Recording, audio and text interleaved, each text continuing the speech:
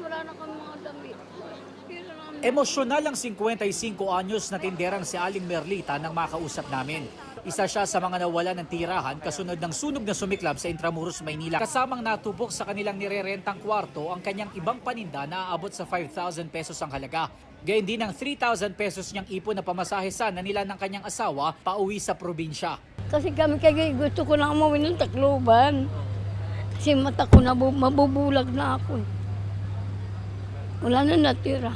Pansamantala muna siyang tutuloy sa San Agustin Church kasamang ibang nasunugan habang naghihintay ng taong tutulong sa kanila na makauwi ng probinsya.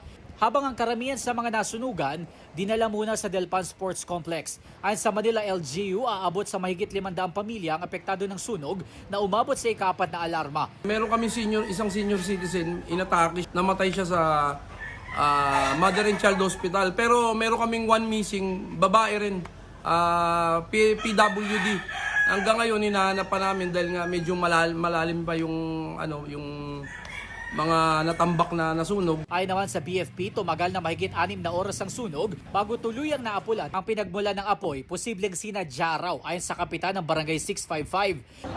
Nahuli yung nagsunog no? Sa cellphone video ng isang fire volunteer, matatanaw ang isang lalaki na kinukuyog ng mga residente. Siya ang sinasabing nagsimula ng sunog. Lovers quarrel yan. Kalalaya lang nitong tao. Yung asawa niya, yung babae, nag-asawa ng kapitbahay din. Siguro, nawala sa isip. Agad naman dinala sa kustodiya ng Ermita Police Station ng lalaki at nakatakdang i-turn over sa BFP. Sinusubukan pa namin siyang makuhanan ng pahayag.